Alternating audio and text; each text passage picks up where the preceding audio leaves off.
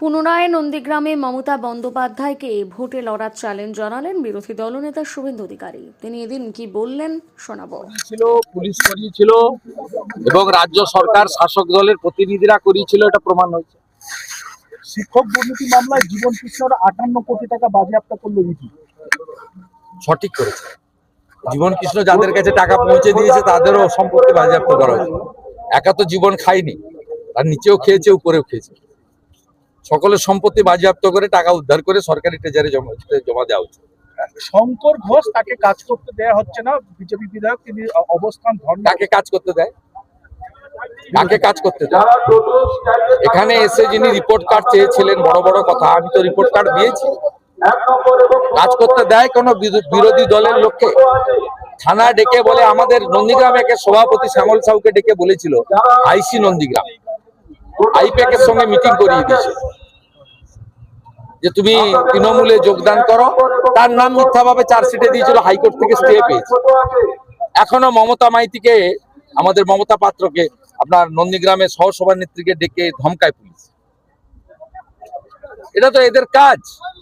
কোন বিরোধীদের কাজ করতে দেয় না, একটাই কথা, তৃণমূলে যোগদান করে। অতএব যারা মেরুদণ্ড সোজা রেখে বিরোধী রাজনীতি করতে চায় তাদের এখানে সুযোগ নেই। কয়েকটা দিন আছে, এপ্রিল মাসে এবারে হারবে, জনগণ জেগে গেছে। হিন্দু সমাজ আজকে যেভাবে দেখলেন রাস্তায় নেমেছে, আমরা তো গাড়ি দিয়ে লোক আনিনি, এতজন এসছে, এরা প্রসাদ দিতে পারবে কিনাও জানি না, কিন্তু আজকে কিভাবে মানুষ বেরিয়ে এসছে হিন্দুত্বের টানে। হিন্দু বহুত ঐক্যবদ্ধ হয়ে গেছে। এই লড়াই হিন্দুদের বেঁচে থাকার লড়াই।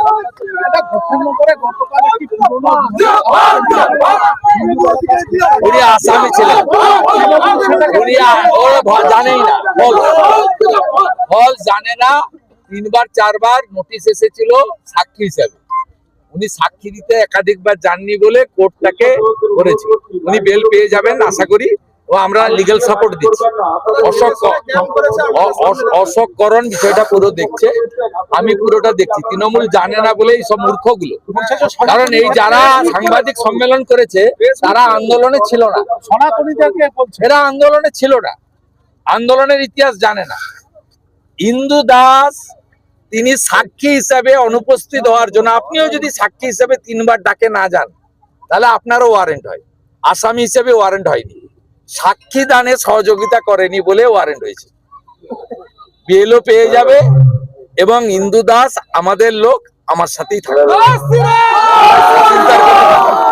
ভুল জায়গায় হাত দিয়েছেন। নন্দীগ্রামে কিছু হবে না, নন্দীগ্রামে কিছু হবে না। তৃণমূলের সবচেয়ে বড় রাজনৈতিক অস্ত্র মমতা ব্যানার্জি যেখানে ভোতা হয়ে পালিয়েছে, আর কিছু হওয়ার নেই। আমি তো চাইবো উনি আবার আসুন। নন্দীগ্রামের মানুষ 1956 সঙ্গে আরো একটা শূন্য লাগিয়ে 20,000 ভোটে হারাবে।